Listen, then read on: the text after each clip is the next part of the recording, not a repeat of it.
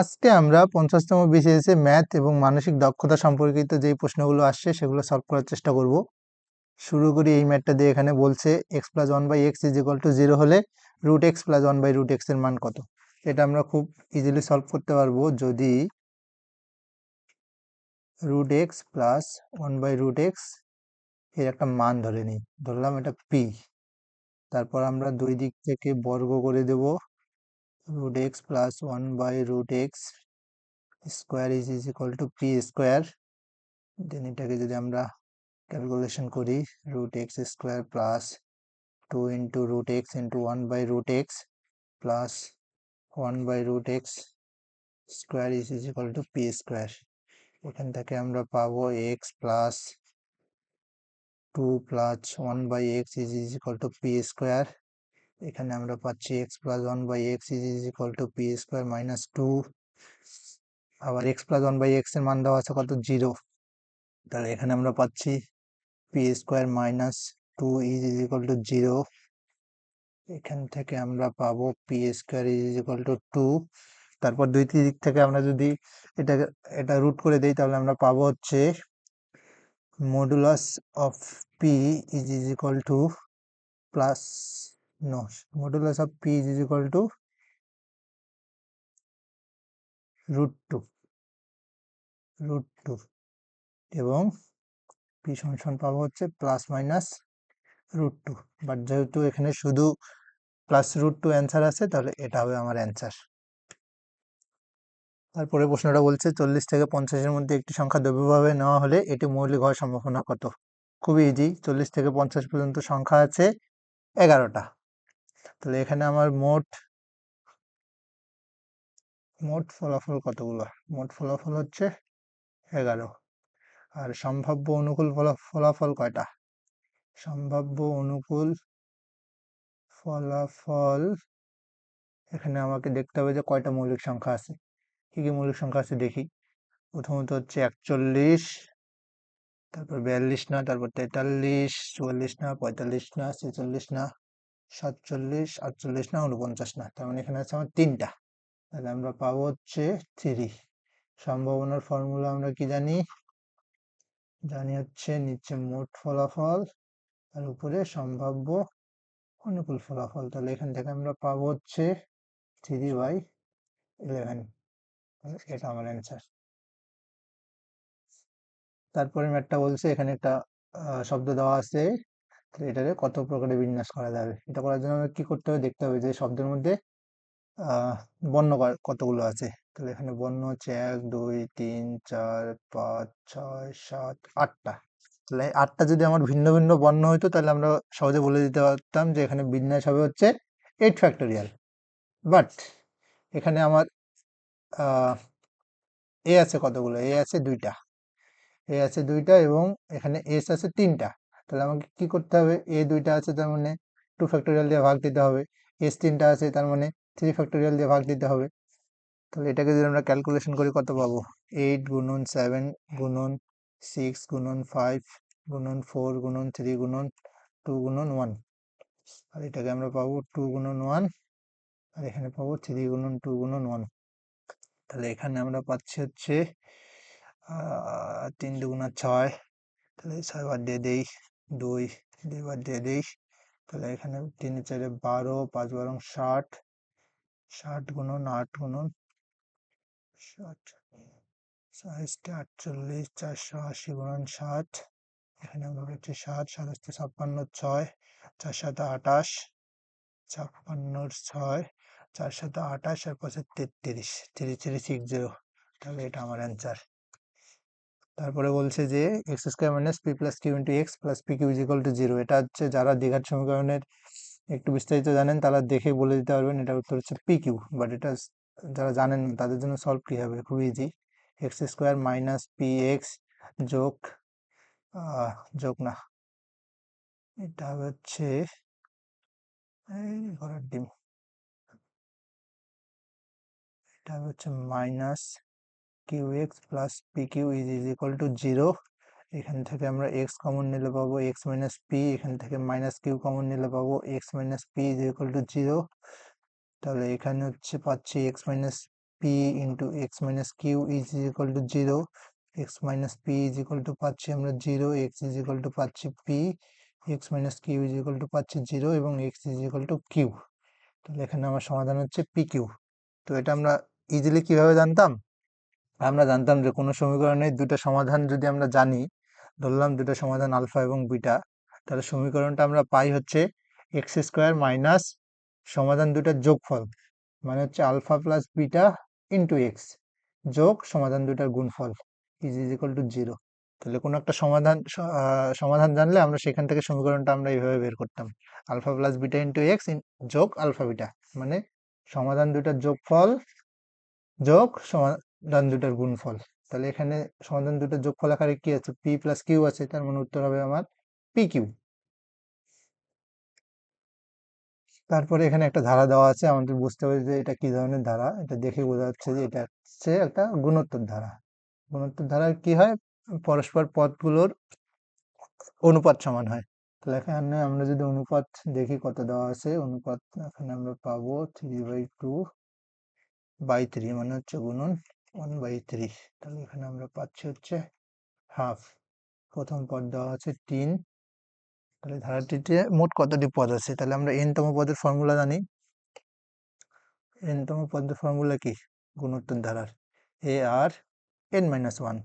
তাহলে এখানে n তম পদ দেওয়া আছে কত, 3/64, 3/64 ইজ ইকুয়াল টু 3 ইন্টু আর এর মান কত পাইলাম এখানে have to the power n-1। তাহলে এই 3 আমরা কেটে দিতে পারি, তাহলে ওইদিকে আছে have to the power n-1।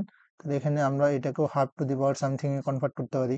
তাহলে হাফ টু দি পাওয়ার কত হলে 64 হয়, 2 দুগুণা 4, দুগুণা 8, দুগুণা 16, দুগুণা 32, দুগুণা 64, মানে এখানে আমরা 6 পাবো, 6। আর এখানে পাবো হচ্ছে have to the power n-1। এখানে আমরা পাচ্ছি হচ্ছে 6 is equal two n-1। n সমান কত পাবো, 7। 7 হচ্ছে অ্যান্সার। তারপরে বলছে কি একটা গুণফল, খুবই সিম্পল, কিভাবে করতে পারি আমরা এটাকে একটু ভেঙে যদি করি, এটা হচ্ছে 5/10, এটাকে আমরা বলতে পারবো 5/100 এবং এটাকে আমরা বলতে পারবো 5/1000। 1 2 3। তাহলে উপরে পাচ্ছি আমরা 125, নিচে নিচে পাচ্ছি হচ্ছে আমরা 1 2 3 4 5 6, 1 6টা শূন্য। তাহলে আমরা কি জানি 6টা শূন্য আছে মানে কি, এই যে 6 ঘর পর আমরা একটা দশমিক বসাবো, 1 ঘর 2 ঘর 3 ঘর 4 ঘর 5 ঘর 6 ঘর পর একটা দশমিক বসালে আমরা পাচ্ছি 0.000125, 0.000125, তার মানে এটা হচ্ছে আমার অ্যান্সার।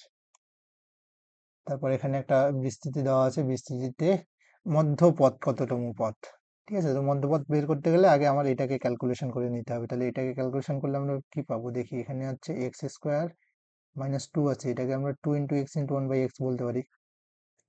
এক্স এক্স কাটা, তাহলে থাকে শুধু 2। আর এই 1/x রে আমরা 1/x স্কোয়ার বলতে পারি, এবং এই পুরোটার উপর হচ্ছে আমার 7। তো এই মাঝের এই অংশটাকে আমরা কি বলতে পারি, মাঝের এই অংশটাকে আমরা বলতে পারি হচ্ছে x minus 1/x whole square, এবং তার উপর হচ্ছে একটা পাওয়ার 7। তো এরকম দুটো পাওয়ার এইভাবে থাকলে আমরা কি করে দিতে পারি, পাওয়ার দুটো গুণ করে দিতে পারি। তাহলে এখানে আমরা পাবো হচ্ছে x minus 1/x to the power 14। তো এখানে x minus 1/x to the power 14, তাহলে একটা জিনিসের উপর পাওয়ার যত থাকে, ধরুন সেটুসে আমরা যদি এক্স প্লাস ওয়াই হোল স্কোয়ারের কথা বলি, তাহলে এখানে এই বিস্তৃতিটাতে পদ কয়টা থাকে আপনারা বলুন। এখানে আমরা পদ পাই কয়টা, x square plus 2xy plus y square, দেখতেছেন এখানে পাওয়ার 2 থাকলে পদ পাইতেছি 3টা। এটাকে যদি আমরা এক্স প্লাস ওয়াই কিউব করি, তাহলে আমরা পদ কয়টা পাই, x cube plus 3x square y plus 3xy 3xy square plus y cube, পদ পাইলাম কয়টা, 4টা। তার মানে পাওয়ার যত থাকে পদ তার একটা বেশি। তার মানে এখানে পাওয়ার 14 আছে, মানে আমরা পদ কয়টা পাবো, পদ পাবো হচ্ছে 15টা। তাহলে মধ্যপদ কত হবে, মধ্যপদ আমরা পাবো হচ্ছে এটার সাথে 1 যোগ করে দিয়ে 2 দিয়ে ভাগ করতে হবে। তাহলে এখানে আমরা পাবো হচ্ছে 8তম পদ। তাহলে 8তম পদ হচ্ছে আমার মধ্যপদ। তো এটা কি বোঝা গেছে, এটা আমরা এই যে একটা সহজ সিম্পল এক্সাম্পল দিয়ে করি, যদি 5টা পদ হয়, ঠিক আছে? তো ধরলাম একটা পদ, দুইটা পদ, তিনটা পদ, চারটা পদ, পাঁচটা পদ। তাহলে পাঁচটা পদের মধ্যপদ কত নম্বর? এই যে 3 নম্বর পদ নিচ্ছি, কেমনে বের করব? এখানে পাঁচটা পদ ছিল, তার সাথে এক যোগ করছি, 5 + 1 / 2 মানে হচ্ছে 6/2 মানে হচ্ছে 3। তো সিম্পল। এখন আমরা পরের প্রশ্নটা দেখি। এখানে বলছে 3 কোণের পরিমাণ দেওয়া আছে এবং ক্ষুদ্রতম কোণের মান রেডিয়ানে বের করতে হবে। তাহলে আমরা যেটা করব, আমরা জানি 3 কোণের সমষ্টি হচ্ছে 180 ডিগ্রি। তাহলে এটা যদি আমরা যোগ করি, x যোগ x/2 যোগ 3x/2, তাহলে সমষ্টি কত? 180 ডিগ্রি। তো সেটা রেডিয়ানে যদি আমরা প্রকাশ করি কত হবে? পাই রেডিয়ান। তো 180 ডিগ্রি সমান সমান কেন পাই রেডিয়ান, এটা যদি আমরা বুঝতে চাই, তো এটা একটু আমি সহজভাবে বলে দেই যে পাই রেডিয়ানটা আসলে কি। রেডিয়ানটা আসলে আমরা জানি হচ্ছে যে কোনো একটা বৃত্তের আমরা যদি ব্যাসার্ধের সমান একটা চাপ নেই, তো এটা হচ্ছে আমার আর। আর এর সমান চাপ আমরা কিভাবে নিতে পারবো? রুল কম্পাস দিয়ে এটা কি আঁকতে পারবো? পারবো না, কারণ এই জায়গাটা কার্ভ। রুল কম্পাস দিয়ে আঁকলে এখানে এই যে এইরকম একটা আর হয়ে যাবে। তো যাই হোক, আমরা কোনোভাবে আঁকলাম।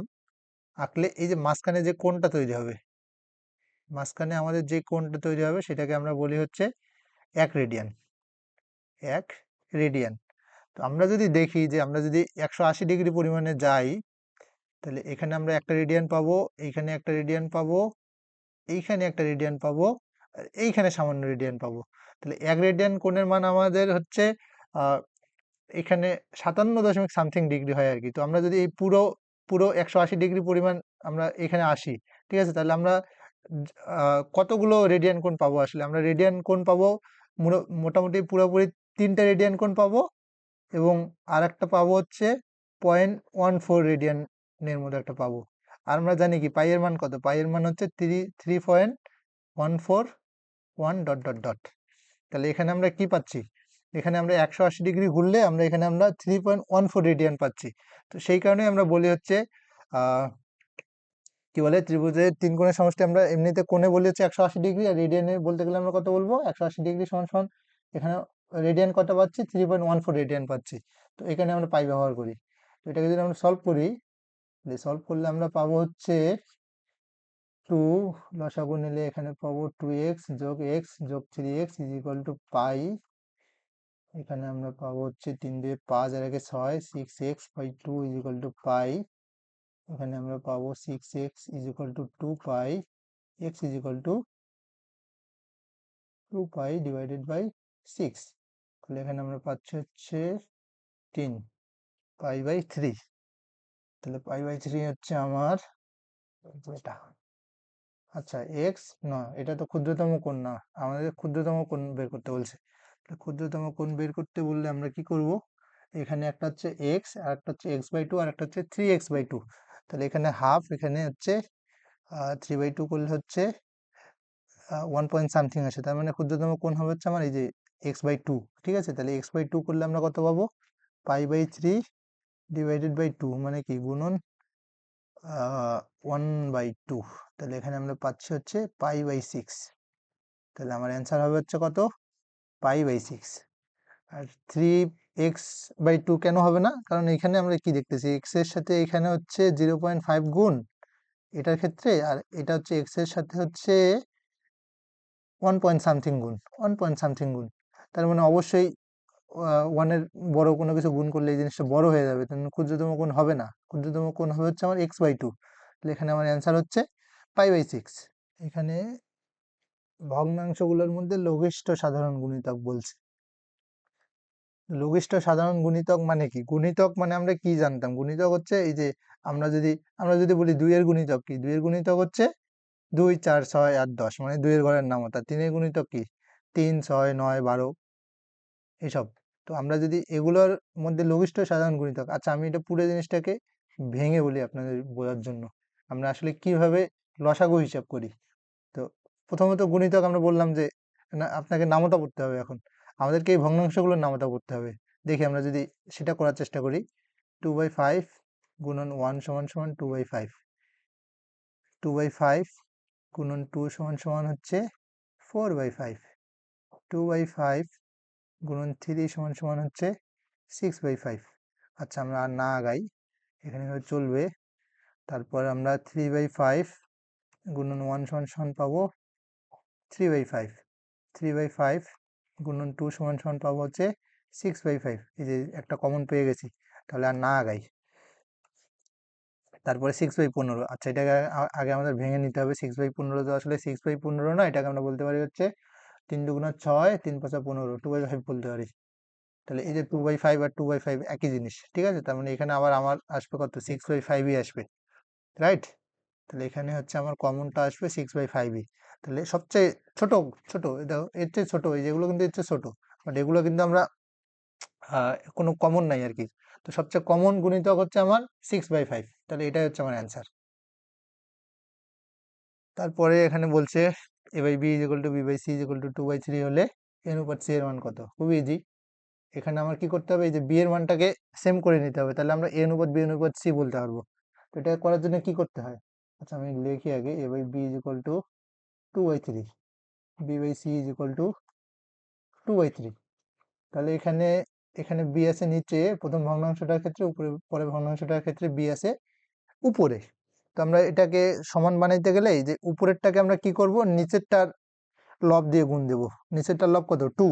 তাহলে এটাকে যদি আমি 2 দিয়ে গুণ করি, তাহলে আমরা পাবো হচ্ছে 2 দুগুণা 4 / 3 দুগুণা 6। আর এটাকে কি করব, এটাকে হচ্ছে নিচের লবটা দিয়ে গুণ করব, নিচের সরি নিচের হরটা দিয়ে গুণ করব। তাহলে এখানে হচ্ছে 3 দিয়ে গুণ করলে আমরা কত পাবো, এখানে পাবো হচ্ছে 3 দুগুণা 6, আচ্ছা গুণটা করি দেখাই, 2 গুণন 3, 3 গুণন 3। তাহলে এখানে আমরা পাবো হচ্ছে 6, আর এখানে আমরা পাবো হচ্ছে 9। তাহলে দেখো এখন আমরা বি, এই যে সেম পেয়ে গেছি, বি এখানে কত 6, এখানেও 6। তাহলে আমি এ অনুপাত a/b/c লিখতে পারি, কত লিখতে পারবো, 4:6:9। তাহলে এখান থেকে আমরা পাবো a/c কত, a/c হচ্ছে 4:9, ঠিক আছে? তো এটা হচ্ছে আমার অ্যান্সার, 4:9। তারপরে কি, তারপরে আমাকে সেটের একটা ম্যাথ দেওয়া আছে, এখানে বলছে এক্স সাচ দ্যাট এক্স স্বাভাবিক সংখ্যা এবং x less than is equal two 5। তার মানে স্বাভাবিক সংখ্যা কি, 1 থেকে শুরু। তাহলে এখানে 5 সহ 5 এর চেয়ে ছোট কতগুলো স্বাভাবিক সংখ্যা আছে, কতগুলো আছে, 1 2 3 4 5, 5টা আছে। তো পি অফ এ এর উপাদান সংখ্যা কত, আমরা জানি পি অফ এ এর উপাদান সংখ্যা কত হয়, 2n সংখ্যক উপাদান থাকে আর কি। তাহলে 2n করলে আমরা পাবো 2^5, করলে আমরা পাবো হচ্ছে 32। 2 গুণন 2 গুণন 2 ভেঙে দেখাই, 2 দুগুণা 4, দুগুণা 8, দুগুণা 16, দুগুণা 32, 32 অ্যান্সার। তারপরে ম্যাথটা বলছে 0 থেকে 1 এর মধ্যে আহ, একটা সংখ্যা বলছে, তবে নিচের কোনটি সবচেয়ে বড় হবে। তাহলে 0 থেকে 1 এর মধ্যে একটা সংখ্যা আমরা কি করব, ধরে নেব সলভ করার জন্য। ধরলাম হাফ। তাহলে হাফ যদি ধরে নেই, তাহলে এই যে অপশনগুলো চেক করি এখন। তাহলে এক্স এর মান হাফ, 2x এর মান কত হবে, 2x এর মান হবে হচ্ছে 2 ইন্টু হাফ, মানে কত, 2/2, মানে হচ্ছে 1। এক্স স্কোয়ারের মান কত হবে, হাফের উপর স্কোয়ার মানে কি 1/4। এক্স প্লাস 1 এর মান কত হবে, হাফ প্লাস 1 মানে কত, 1.5, মানে হচ্ছে 3/2, 1.5 লিখি আমি, বুঝতে সুবিধা হবে। তাহলে দেখি এখানে 1, এখানে 0.5, এখানে 0 পয়েন্ট আরো ছোট, ঠিক আছে, 1/4 হাফের চেয়েও ছোট। তাহলে আমরা এখানে পাচ্ছি কি, যে 1 এবং 1.5 এর মধ্যে 1.5 নিশ্চয়ই বড়, ঠিক আছে? তাহলে আমার অ্যান্সার হবে কোনটা, এই যে এটা। আচ্ছা, x4 - 2x + 1 কে x - 3 দিয়ে ভাগ করলে ভাগশেষ কত হবে? তো এটা করার জন্য আমরা কিভাবে করতে পারি, এটাকে একটা ফাংশন ধরে নেব, p of x সমান সমান হচ্ছে x4 - 2x + 1। তো আমরা জানি যে আহ, এটাকে যদি আমরা এই যে x - 3 দিয়ে ভাগ করতে হবে, তার মানে এটাকে হচ্ছে আমরা x এর মান 3 নিয়ে আমাদেরকে এটা আগাইতে হবে। তাহলে x এর মান আমরা যদি এখানে 3 বসাই, p of 3 সমান সমান আমরা পাবো হচ্ছে 3^4 - 2x + 1। তাহলে 3^4 মানে কত, 81। কেমন, এই যে 3 গুণন 3 গুণন 3 গুণন 3, এইদিকে 9 এদিকে 9, এমনি আমি মনে মনে হিসাব করে ফেলছি আর কি। 81 মাইনাস 2 ইন্টু 3 প্লাস 1। তাহলে এখানে আমরা পাচ্ছি হচ্ছে 81, 81 - 6 প্লাস 1। তাহলে 81 - 6 করলে আমরা পাবো হচ্ছে আহ কত হচ্ছে, 75, 75 প্লাস 1। তাহলে এখানে আমরা পাবো হচ্ছে 76। এটা হচ্ছে আমার অ্যান্সার। তারপরে কি বলছে, একটা মডুলাস অফ 3x - 1 দেওয়া আছে এবং বলছে কি এটা 2 এর চেয়ে ছোট। তাহলে এর সমাধান কত, এটা আমরা জানি। এটা কি করতে হবে, এই যে -2 এর চেয়ে বড়, এটা যদি আমরা মডুলাসটাকে সরাইতে যাই তাহলে এটাকে আমরা, আমাদের এক্সপ্রেশনটা হবে এরকম, -2 এর চেয়ে বড় এবং +2 এর চেয়ে ছোট। তাহলে এখন আমরা এটাকে সলভ করব। এই যে মাঝখানে আমাদের টার্গেট কি, মাঝখানে শুধু এক্স রাখা, তার মানে এই যে ওয়ানটাকে বাদ দিতে হবে। ওয়ানটাকে বাদ দিতে গেলে হচ্ছে আমরা উভয় সব পাশেই হচ্ছে একটা +1 যোগ করব। 3x - 1 + 1 2 + 1, তাহলে এখান থেকে আমরা পাবো হচ্ছে -1, এখানে 1 1 কাটা থাকে 3x, এখানে থাকে হচ্ছে 3।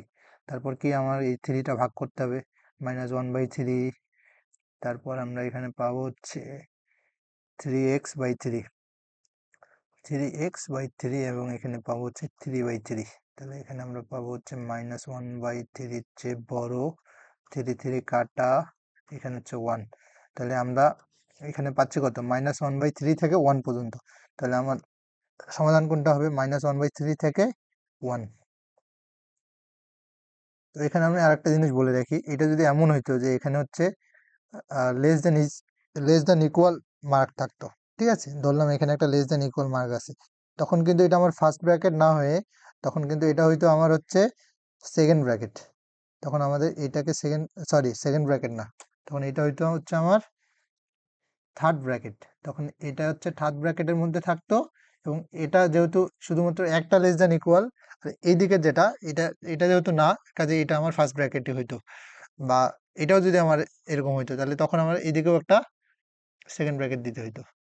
তো এটা জাস্ট বলে রাখলাম, এক্সট্রা একটা ইনফরমেশন। তো এখানে এখানে আরেকটা ধারার কথা বলছে, এখানে বলছে যে এই ধারাটার যোগফল কত। তো অসীম তক সমষ্টি বের করতে হবে, অসীম ধারাটির যোগফল কত। তো এটা বুঝতে পারতেছি, এটা একটা গুণোত্তর ধারা, এখান থেকে আমাদেরকে বের করতে হবে a = -1 এবং আর কত, আর হচ্ছে হাফ ডিভাইডেড বাই -1 মানে কি -হাফ। তো আমরা কি জানি, অসীম তক সমষ্টির ফর্মুলা জানি আমরা, a ডিভাইডেড বাই 1 - r। তো এখান থেকে আমরা পাবো এর মান কত দেওয়া আছে, -1 ডিভাইডেড বাই 1 মাইনাস হাফ মানে কি 1 + হাফ। তাতে এখানে আমরা পাচ্ছি হচ্ছে 1.5 মানে হচ্ছে 3/2, -1 ডিভাইডেড বাই 3/2। তো এটাকে উল্টাই দেই, তাহলে এখানে আমরা পাবো হচ্ছে -2/3। তাহলে আমার অ্যান্সার কত, -2/3। এখন আমরা মানসিক দক্ষতার একটা প্রশ্ন দেখতেছি। এখানে বলছে যে লামিয়া একটা শ্রেণীর সামনে থেকে নবম এবং পিছন থেকে 36তম হলে শ্রেণীতে শিক্ষার্থী কতজন। তো এই ধরনের প্রশ্ন যখনই আমরা সমাধান করব, তখন হচ্ছে প্রথমে সহজ সিনারিওতে কল্পনা করব। সহজ সিনারিওতে কল্পনা করতে গেলে আমরা যদি এখানে ধরলাম 6 জনের একটা ক্লাসের কথা বলি, তাহলে 6 জনের ক্লাসে যদি আমরা এই জিনিসটা হিসাব করি, তাহলে আপনারা জিনিসটা বুঝতে পারবেন। এটাকে যদি আমরা করি,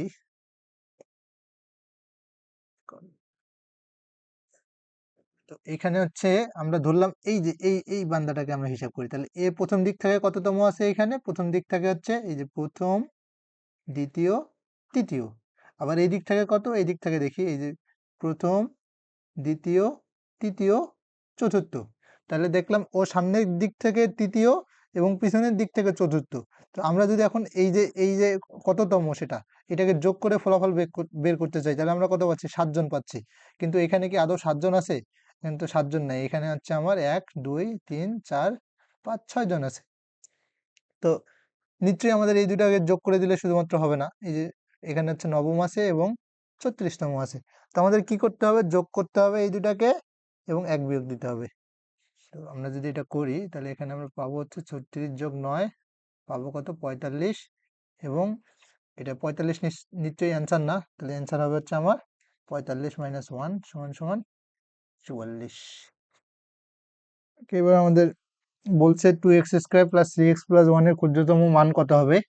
এটা বের করার জন্য আমরা কি করব, এই জিনিসটাকে কোনো একটা কিছু বর্গের সাথে কিছু একটা যোগফল বা বিয়োগফল আকারে বের করব। এটা আমরা 9 10 এ করছি এই ধরনের ম্যাথ। তো এটা কি করব, প্রথমে আমরা যেটা করতে পারি যে x এর সহগটাকে সরাই ফেলি। এটার জন্য 2 কমন নিলাম, তাহলে থাকে হচ্ছে x² + 3/2 × x, এটাকে আলাদা রাখি। তাহলে আমরা মাঝখানে যে অংশটা পাইলাম সেটাকে হচ্ছে বর্গ করে ফেলবো। তাহলে এটাকে বর্গ করতে গেলে আমার লাগবে হচ্ছে, এখানে আমি x² পাইছি, এখানে হচ্ছে আমার প্লাস 2 × a × b লাগবে। তাহলে b আমরা কোনটাকে করতে পারি, 2 × x গেল, এখানে 3/2x আছে। তো এখানে যদি এটাকে 3/2x রাখতে চাই তাহলে এখানে আমাকে একটা 3/4 বসাইতে হবে, তখন 2 আর 4 কাটাকাটি, এখানে থাকে 2, 3 ওকে 3। তো এখানে আমি একটা এক্সট্রা 3/4 নিয়ে আসি। তো এটাকে 3/4 স্কোয়ার করে দেই, এবং যেহেতু এই 3/4 স্কোয়ারটা এক্সট্রা আমার এখানে, এটাকে আমাকে বাদ দিয়ে দিতে হবে। 3/4 স্কোয়ার প্লাস 1, এইখান থেকে আমরা পাবো হচ্ছে 2 × x প্লাস 3/4 স্কোয়ার মাইনাস 3 × 3 = 9, 4 × 16, এখানে একটা সেকেন্ড ব্র্যাকেট দিয়ে দিই, প্লাস 1। তারপর দুইটাকে যদি আমি গুণ করে দিই, 2 × x প্লাস 3/4 স্কোয়ার মাইনাস 2 × 9/16, মানে হচ্ছে 18/16, 18/16 প্লাস 1। তো এইটাকে হচ্ছে আমরা একটু জায়গা করে নিই।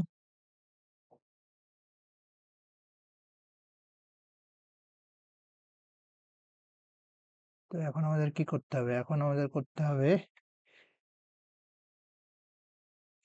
এই যে এটাকে আমরা রাখলাম, ঠিক আছে। আমরা এই অংশটুকু ক্যালকুলেশন করি শুধু।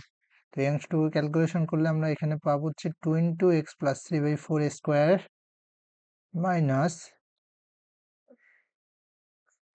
প্লাস 1। আচ্ছা, এটা এভাবে লিখি, প্লাস 1 মাইনাস 18/16। আচ্ছা, 18/16টাকেও না লিখি, 18/16টাকে আমরা সহজ করে লিখি। 18/16 করলে আমরা কত পাবো, এখানে পাবো হচ্ছে 9/8, 9/8। তো এটাকে ক্যালকুলেশন করব, 2 × x প্লাস 3/4 স্কোয়ার যোগ, এখানে আমরা পাচ্ছি হচ্ছে 8, যদি লসাগু নেই তাহলে 8 মাইনাস 9, তাহলে আমরা পাবো হচ্ছে -1/8। তাহলে এখানে আমরা পাচ্ছি হচ্ছে 2 × x প্লাস 3/4 স্কোয়ার প্লাস, আচ্ছা প্লাস না, এটা আমরা পাচ্ছি হচ্ছে মাইনাস 1/8। তাহলে আমরা এখানে খেয়াল করি, এখানে হচ্ছে আমার কোনো কোনো একটা সংখ্যার বর্গ আছে, এটা কি কখনো নেগেটিভ হইতে পারবে? কখনোই নেগেটিভ হইতে পারবে না, এটা হয় জিরো হইতে পারবে অথবা জিরোর চেয়ে বড় হইতে পারবে। তো আমরা আমরা একটু দেখি যে আমরা যদি কোনো একটা কিছুকে বিয়োগ দিই, জিরো থেকে বিয়োগ দিই, জিরো মাইনাস সেটা, সেটা হচ্ছে 0 - 5 করলাম, তাহলে এটার মান কত আসে, -5। আমরা যদি এটাকে জিরো মাইনাস, আচ্ছা এটাকে যদি এখন আমার বড় হয়, এটা তো জিরো বা জিরোর চেয়ে বড় হইতে পারবে, ধরলাম এটা বড় হলো, 1 হলো, 1 থেকে যদি আমি -5 বিয়োগ করি তাহলে আমরা কত পাবো, -4। 2 থেকে যদি আমরা 5 বিয়োগ করি তাহলে কত পাবো, -3। তার মানে দেখেন আস্তে আস্তে কি হচ্ছে, জিনিসগুলো বড় হচ্ছে। আগে ছিল -5, -4, -3, এটা কিন্তু বড় হচ্ছে সংখ্যাটা, ঠিক আছে। তো সবচেয়ে ক্ষুদ্রতম মান পাইছে কখন, যখন এটার মান ছিল হচ্ছে জিরো, ঠিক আছে। তো আমার এই জিনিসটার মান জিরো হলে 2 × এই পুরোটার মানও জিরো, ঠিক আছে। তার মানে সবচেয়ে ক্ষুদ্রতম মান পাচ্ছি হচ্ছে আমরা -1/8। তো এটাই হচ্ছে আমার অ্যান্সার।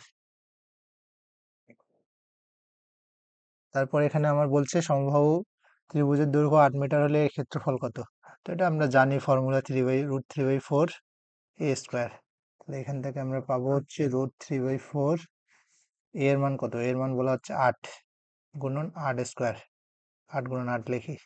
তাহলে এখানে আমরা পাবো হচ্ছে 4 × 2 = 8, 8 × 2 = 16, 16√3। তো এটা হচ্ছে আমার অ্যান্সার।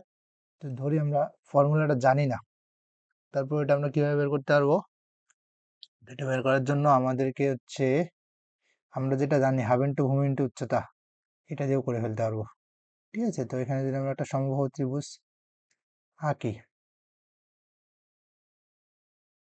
যে আমরা এই ত্রিভুজটার ক্ষেত্রফল যদি বের করি তাহলে এখানে হচ্ছে বলা আছে 3টা বাহুর দৈর্ঘ্য দেওয়া আছে, 3টা বাহুর দৈর্ঘ্য কত দেওয়া আছে, প্রত্যেকটা হচ্ছে 8 মিটার করে, এটা 8 মিটার, এটাও 8 মিটার, এটাও 8 মিটার। তো এটাকে যদি আমরা হাফ ইন্টু ভূমি ইন্টু উচ্চতা ওই ফর্মুলায় ফেলতে চাই তাহলে আমরা কিভাবে করব, তাহলে আমাদেরকে করতে হবে হচ্ছে, আমার এই যে উচ্চতাটা লাগবে, উচ্চতা আমরা কত পাবো, তো এটা যদি 8 হয় তাহলে এইটুকু 4, এইটুকু 4, ঠিক আছে, তাহলে 4, এটা হচ্ছে 8, তাহলে এটাকে আমরা পাবো হচ্ছে √8² - 4², তাহলে আমরা পাবো হচ্ছে 64 - 16, এখান থেকে আমরা পাবো হচ্ছে 8, 48, ঠিক আছে। তাহলে হাফ ইন্টু ভূমি ইন্টু উচ্চতা, ভূমি কত, ভূমি হচ্ছে 4 ইন্টু উচ্চতা কত, √48, তো এরকম কয়টা ত্রিভুজ পাবো হচ্ছে আমরা, এদিকে একটা এদিকে একটা, দুইটা, 2 দিয়ে গুণ করতে হবে, 2 দিয়ে, তাহলে এখানে 2 2 কাটা, তাহলে এখানে আমরা পাচ্ছি হচ্ছে 4√48, তো এটাকে আমরা কি করতে পারি, 4 বারং 48 করতে পারি, 3 ষোলং 48 করতে পারি, √16 × 3, তাহলে এখানে আমরা পাচ্ছি হচ্ছে 4, এখানে আমরা পাচ্ছি হচ্ছে √16, √16 করলে আমরা পাবো 4 গুণন √3, তার মানে আমরা পাচ্ছি হচ্ছে 16√3, তো সেম জিনিস, তো আমাদের ফর্মুলা দিয়ে করে ফেলাই আমাদের জিনিসটা ইজি। এখন আমরা এই ম্যাথটাই দেখি কি বলছে, মুনাফার হার কত হলে কিছু পরিমাণ টাকা চক্রবৃদ্ধি হারে 10 বছরে দ্বিগুণ হবে। তো আমরা জানি C = P × 1 + R⁴ n, তো এখানে চক্রবৃদ্ধি মূলধন কত বলছে, P এর দ্বিগুণ হবে বলছে, তার মানে এখানে আমরা লিখবো 2P = P × 1 + R⁴n, তাহলে এখান থেকে আমরা P কেটে দিতে পারি, 2 = 1 + R⁴n, এখান থেকে আমরা পাবো হচ্ছে, আচ্ছা n এর মান দেওয়া আছে, n এর মান কত, 10, তাহলে আমরা এখানে পাবো 2⁻1/10 = 1 + R, 2⁻1/10 এর মান আমরা পাবো হচ্ছে 1.0717 = 1 + R, তো এখান থেকে আমরা পাবো হচ্ছে R এর মান পাবো হচ্ছে 1.0717 - 1, R সমান পাবো হচ্ছে 0.0717, তো এটাকে পার্সেন্টেজে নিতে গেলে আমার হচ্ছে 100 করতে হবে, তাহলে এখান থেকে আমরা পাবো 7.717%, তো এটা হচ্ছে আমার অ্যান্সার। তো আমরা যারা চাকরির পরীক্ষা দেবো তাদের ভাবার কোনো কারণ নাই যে 2⁻1/10 এর মান 1.0717, এটা আমরা মনে রাখতে পারবো, এটা আমাদের পক্ষে এটা আমরা ক্যালকুলেট করতে পারবো না। তো এই ম্যাথটা আমি ঘাটাঘাটি করে যেটুকু দেখলাম, যে এটা পারার জন্য আমাদেরকে মনে রাখতে হবে, এটা পারার জন্য আমাকে মনে রাখতে হবে একটা থাম্বস রুল, সেটা কি, সেটা হচ্ছে রুলস অফ 72, মানে আমাদেরকে যদি এরকম চক্রবৃদ্ধি হারে দ্বিগুণ হওয়ার কথা বলে তখন আমাদেরকে এইটা দিয়ে বের করতে হবে। এটা আমরা কেমনে করব, 72কে আমরা যদি আমাদেরকে বের করতে বলে যে হার কত, তাহলে আমরা সময় দিয়ে ভাগ দেব, ঠিক আছে, সময় কত, 10, তাহলে এখানে আমরা পাইছি হচ্ছে 7.2, যেটা 7.17 এর কাছাকাছি, তো এটা আমরা আরো এক্সাক্ট পাইতাম কত, 69.3 ব্যবহার করলে। তো এটা আসলে কেন কেন আমরা 72 বা 69.3 পেলে এক্স্যাক্টলি এই উত্তরটা পাইতাম, এটা নিয়ে আলাদা এক্সট্রা একটা ভিডিও বানাইতে হবে, বাট এখানে জাস্ট আমি এটা বলে রাখতেছি। তো 72/10 দিয়ে 72 ইউজ করতেছি কেন, কারণ এটা হচ্ছে আমাদের ভাগ করা সহজ, এই কারণে। তো 7.2 আমরা এই যে মান পেয়ে গেছি কিন্তু কাছাকাছি, তো আমাদের যদি এই যে 7.2টা আমাদের যদি এখন যদি আমাদের সময়টা বের করতে বলে এবং হারটা দেওয়া থাকে, তখন আমরা কি করব, 72কে এই যে তখন আমরা হচ্ছে এই যে হারটা দিয়ে ভাগ দেবো, 7.2 দিয়ে ভাগ করলে আমরা পাবো হচ্ছে এখানে 10 পাবো, ঠিক আছে। তো 72কে আমরা সময় দিয়ে ভাগ করলে পাবো হচ্ছে আর, এবং 72কে আমরা আর দিয়ে ভাগ করলে পাবো হচ্ছে এন, এটা হচ্ছে কি, যখন হচ্ছে চক্রবৃদ্ধি মূলধন দ্বিগুণ হওয়ার কথা বলছে। এখানে আরেকটা বলছে সেট 2 3 4 এর প্রকৃত উপসেট কয়টি, খুবই ইজি, আমরা আমাদের মানে মোট উপসেট কয়টা এটা আমরা বের করার জন্য হচ্ছে 2⁻3, তাহলে এখানে 3টা উপাদান, তার মানে হচ্ছে, আচ্ছা 3টা উপাদান জন্যই 2⁻3, তো এখানে আমরা পাচ্ছি হচ্ছে 8টা উপসেট, 8টা উপসেট, তার মধ্যে আমাদের একটা উপসেট আমরা জানি যে কি হয়, ওই যে যেই সেটটা দেওয়া আছে সেই সেটটাই একটা উপসেট হয়, তো এটাকে আমরা বাদ দিলে বাদ বাকি যেই 7টা উপসেট থাকে সেটা হচ্ছে আমার প্রকৃত উপসেট, তাহলে এখানে আমার উত্তর হবে হচ্ছে 7। এখন আমরা এই ম্যাথটা দেখি, এখানে কি বলছে, এখানে দুটো সরলরেখার কথা বলা আছে এবং বলছে যে সরলরেখা দুটি সমান্তরাল হলে কে এর মান বের করতে হবে। তো আমরা সরলরেখা দুটি সমান্তরাল হলে আমরা জানি যে ঢাল সমান হয়, তো ঢাল সমান দিয়ে আমরা করতে পারবো, কিন্তু আরেকটা সহজে আমরা করতে পারবো, সেটা হচ্ছে এই দুটো যদি সমান্তরাল হয় তাহলে আমাদের এক্স এর সহগ এবং ওয়াই এর সহগ এই দুটোর অনুপাত আমাদের সমান হবে, তো আমরা যদি অনুপাত দুটাকে সমান দেখাই তাহলে এখানে আমরা পাচ্ছি হচ্ছে 5/2, এইদিকে পাচ্ছি হচ্ছে 4/k। এখান থেকে আমরা k এর মান ইজিলি বের করতে পারবো। এখানে পাচ্ছি হচ্ছে 5k, এখানে পাচ্ছি হচ্ছে 8। তো এখানে আমরা পাচ্ছি k সমান সমান 8/5। তো এটা তো আমরা বের করে ফেললাম 8/5। বাট আমাদেরকে যদি আমরা জিনিসটা বুঝতে চাই তো আমাদেরকে ঢাল দিয়ে করতে হবে। তো ঢাল বের করার জন্য আমাদের কি দরকার, এই ফরম্যাটে নিয়ে আসতে হবে সমীকরণটাকে, y = mx + c, যেখানে mটা হচ্ছে ঢাল। তো আমরা যদি করতে চাই, আমি ডাইরেক্ট করতেছি, এখানে -5x + 1 y, এই সমীকরণটা y সমান সমান আমরা পাবো হচ্ছে -4/4 × x + 1/4। এটা একটা সমীকরণ। এবং আর একটা সমীকরণ বলছে হচ্ছে ky = -2x + 7। এখান থেকে আমরা y পাবো হচ্ছে -2/k × x + 7/k। তাহলে আমার ঢাল মানে কত, ঢাল মানে হচ্ছে এই যে এটা -2/k, এই সমীকরণের ঢাল এটা, -5/4 এই সমীকরণের ঢাল এটা। তো এখান থেকে আমরা লিখতে পারবো -5/4 = -2/k।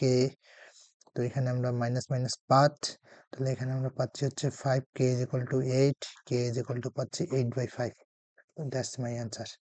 তারপর এখানে বলছে 2 3 4 7 সংখ্যাগুলো গড় বিচ্যুতি কত। তাহলে আগে গড় বের করি। গড় কত হবে, গড় হবে হচ্ছে 2 + 3 + 4 + 7 / 4। এখানে আমরা পাচ্ছি 3 দিয়ে 5 4 9, 9 এর সাথে 16 / 4 = পাচ্ছি 4।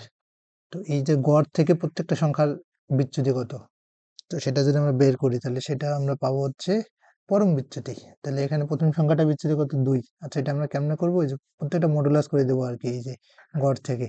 তাহলে এখানে আমরা পাবো হচ্ছে 4 - 2 মডুলাস যোগ 4 - 3 মডুলাস যোগ 4 - 4 মডুলাস যোগ 4 - 7 মডুলাস। তাহলে এগুলো আমরা পাইলাম প্রত্যেকটা পরম বিচ্যুতি। ডিভাইডেড বাই সংখ্যা আছে কয়টা, সংখ্যা আছে হচ্ছে আমার 4টা। তাহলে এখানে আমরা পাবো হচ্ছে 2 যোগ 1 যোগ 0 যোগ 3 / 4। আমরা পাবো হচ্ছে 3 দিয়ে 5 আর 6 / 4 মানে হচ্ছে 3 / 2। তো এই হচ্ছে আমার অ্যান্সার। তারপরে বলছে log x 324, log x 324 = 4 হলে x বেস ভিত্তি কত, x। তো আমরা এটা কেমনে করতে পারি, আমরা এটাকে লগটাকে হচ্ছে সূচকে কনভার্ট করতে গেলে আমাদের xটা আমরা x এ থাকবে এবং এটার পাওয়ার হয়ে যাবে কত, 4। x4 = 324। তো এইখান থেকে আমরা পাচ্ছি, আচ্ছা এক্স স্কোয়ারটা বের করি আগে, তাহলে আমাদের জন্য ইজি হবে। তো এটাকে যদি আমরা রুট করে দিই, আচ্ছা প্লাস মাইনাস আসবে, বাট যেহেতু এখানে মাইনাস মান নাই তাহলে আমরা শুধু প্লাস মানটাই ইউজ করতেছি, 324। তো এটা আমরা কিভাবে করতে পারি, দেখি আমরা 20 করলে আসে 400, তার মানে 20-এর চেয়ে 20-এর বর্গ করলে আসে 400, 20-এর চেয়ে ছোট কিছু হবে, 20-এর কাছাকাছি এবং 20-এর চেয়ে ছোট কিছু হবে। তো 20-এর কাছাকাছি আমরা যদি বের করতে চাই তাহলে আমরা দেখি, যদি যেহেতু 4 আসে শেষের দিকে, তাহলে 18 যদি করি, 18 করলে কত আসে দেখি, 18 64 আসে, তো 18 64 4 8 8 6 14 0 8 8 1 1 4 আর 4 12 2 1 2 1 3 মিলে গেছে। তো এটা হচ্ছে আমরা পাচ্ছি হচ্ছে 18।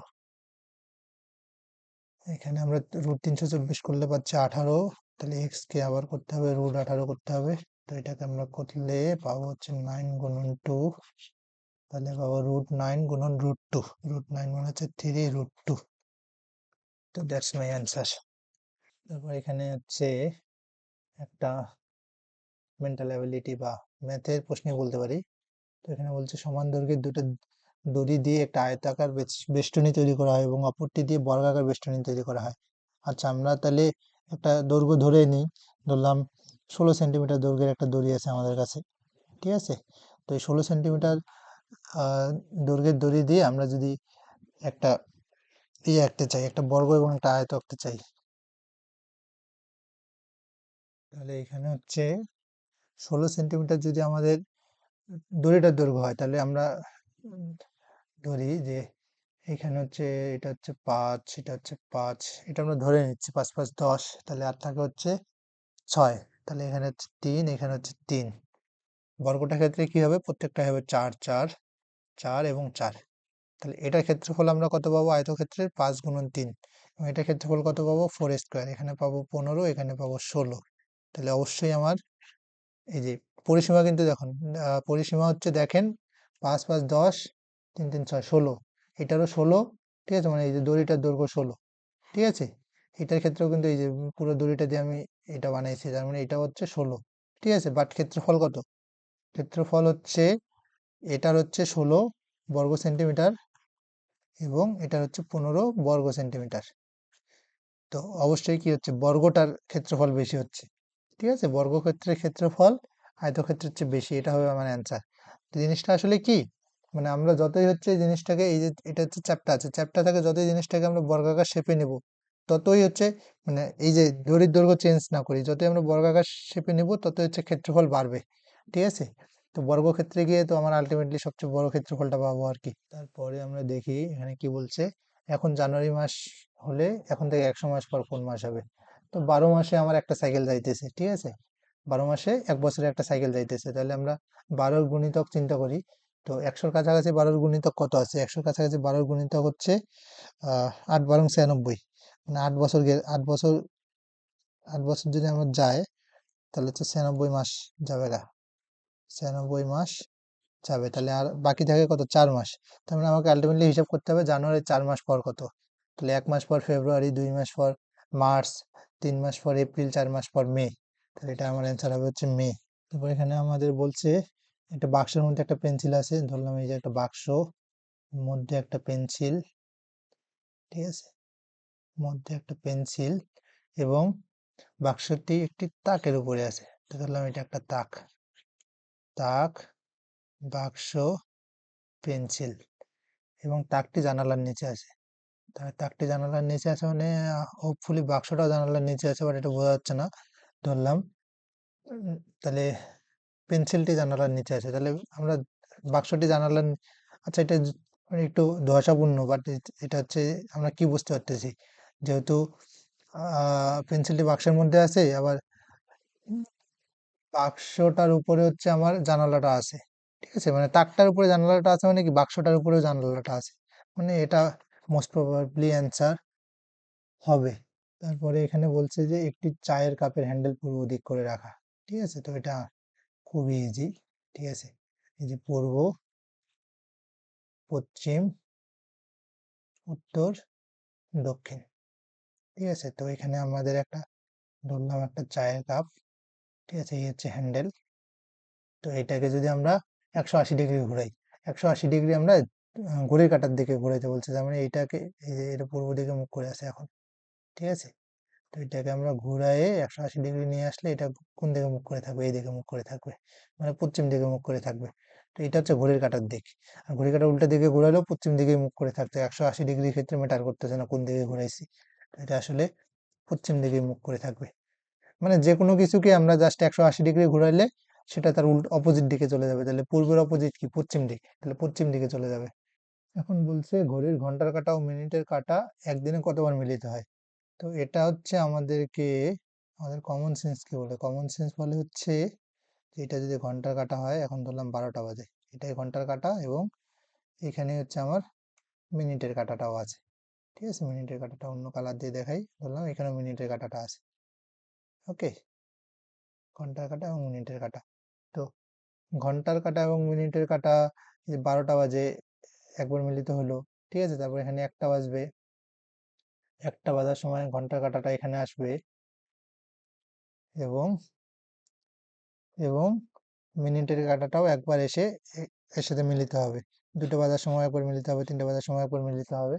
এইভাবে হচ্ছে 12 ঘন্টায় 12 বার মিলিত হওয়ার কথা, বাট এই যে 11টা থেকে আমার 12টা যখন বাজে, তখন আসলে জিনিসটা, মানে এই যে 11টা থেকে 12টা এবং 12টা থেকে 1টা, এই দুই টাইমে হচ্ছে দুইবার মিলিত হওয়ার কথা থাকলো, মিলিত হয় আলটিমেটলি একবার, ঠিক আছে। তার মানে 12 ঘন্টায় জিনিসটা 12 বার মিলিত হওয়ার কথা থাকলো, 12 ঘন্টায় মিলিত হয় হচ্ছে 11 বার, ঠিক আছে। তাহলে 24 ঘন্টায় মিলিত হবে হচ্ছে 22 বার।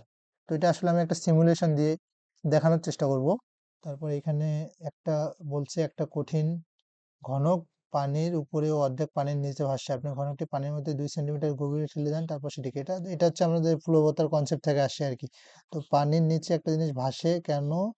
কারণ এই যে পানি তাকে একটা ঊর্ধ্বমুখী বল দেয় এবং তার যে ওজনের একটা নিম্নমুখী ফোর্স নিচের দিকে আসে আর কি। তো এই কারণে যেটা হয়, এটা হচ্ছে প্রবণতা এবং এটা হচ্ছে ওজন, যার কারণে সে হচ্ছে ভাসে। ঠিক আছে, তো এখানে কি বলছে, এটাকে হচ্ছে উপর দিক থেকে ঠেলে আবার ছেড়ে দিচ্ছে। ছেড়ে দিলে কি হবে? ছেড়ে দিলে হচ্ছে এ একটু স্পন্দিত হবে কিছু সময়। স্পন্দিত হওয়ার পর কি আগে যেই জায়গায় ছিল সেই জায়গায় আবার চলে আসবে। ঠিক আছে, তো এখানে যতটুকু বেশি ছিল তার চেয়ে উপরে উঠবে, এটা উঠবে ঠিক আছে, বাট এইভাবে উপরে উঠে দিতে থাকবে ব্যাপারটা তা না। কি হবে, ও আবার আগের অবস্থায় ফিরে আসবে। তার মানে এটা হচ্ছে আমার অ্যান্সার। তারপরে এখানে হচ্ছে একটা গতিশক্তির ম্যাথ দিছে। তো এটা খুবই ইজি। গতিশক্তির ফর্মুলা আমরা জানি, K is equal to half M V square. কি বলছে? বলছে যে ভি হচ্ছে দ্বিগুণ হয়ে গেছে। ঠিক আছে, তো ভি যদি দ্বিগুণ হয়ে যায় তাহলে আমরা এখানে হাফ এম ভি এর জায়গায় লিখতে পারবো 2v, তারপর স্কোয়ার। তাহলে এখানে আমরা পাবো হচ্ছে হাফ এম 4v স্কোয়ার। তাহলে এখানে আমরা পাচ্ছি হচ্ছে 4 গুণন হাফ এম ভি স্কোয়ার। তাহলে আমার আগের কে কত ছিল? Half M V square. নতুন কে কত হলো? 4 গুণন হাফ এম ভি স্কোয়ার। ঠিক আছে, তাহলে এটাকে যদি আমরা কে প্রাইম বলি, তাহলে এখানে আমরা পাবো কত? এখানে আমরা পাবো হচ্ছে 4 গুণন আগের কে। ঠিক আছে, তাহলে গতিশক্তি কত হলো? গতিশক্তি হলো 4 গুণ। ঠিক আছে, গতিশক্তি হলো 4 গুণ। তারপর এখানে এখানে হচ্ছে একটা আয়নার থেকে পৃষ্ঠের লম্ব বরাবর দৌড়ে দিতেছে আর কি, 10 সেন্টিমিটার বেগে। তো ধরলাম এটা একটা সমতল দর্পণ। ওকে, তাহলে সমতল দর্পণের ক্ষেত্রে আমার লক্ষ্যবস্তু যত দূরে যায়, বিম্ব তত দূরে, লক্ষ্যবস্তু যত দূরে যাবে বিম্ব ঠিক তত দূরে যাবে। তাহলে আমরা যদি দেখি, কি বলছে, বস্তুটা হচ্ছে আয়নার পৃষ্ঠ বরাবর সেকেন্ডে 10 সেন্টিমিটার, তাহলে 4 সেকেন্ডে গেছে কত? 40 সেন্টিমিটার। তাহলে এই যে এটা হচ্ছে আমার লক্ষ্যবস্তু। ঠিক আছে, এটা হচ্ছে আমার লক্ষ্যবস্তু, এটা হচ্ছে আমার প্রতিবিম্ব। তাহলে প্রতিবিম্ব গেছে কত? 40 সেন্টিমিটার দূরে চলে গেছে। ঠিক আছে, 40 সেন্টিমিটার দূরে চলে গেছে প্রতিবিম্ব। তাহলে দুটার মধ্যে আমার দূরত্ব কত? দুটার মধ্যে 4 সেকেন্ড পর দূরত্ব হচ্ছে 80 সেন্টিমিটার। এই হচ্ছে আমার আমার অ্যান্সার কোনটা? আমার এই যে 80 সেন্টিমিটার হচ্ছে অ্যান্সার। এই তো, এগুলো হচ্ছে মোটামুটি আমার চোখে পড়ছে। আরো থাকতে পারে ম্যাথমেটিক্যাল কোশ্চেন, ওগুলো আমার চোখে পড়ে নাই। থাকলে আপনারা জানাবেন, কোনো কিছুতে সমস্যা থাকলে সলভ করার চেষ্টা করব। আজকের মতো এই পর্যন্তই। ধন্যবাদ ভিডিওটি দেখার জন্য।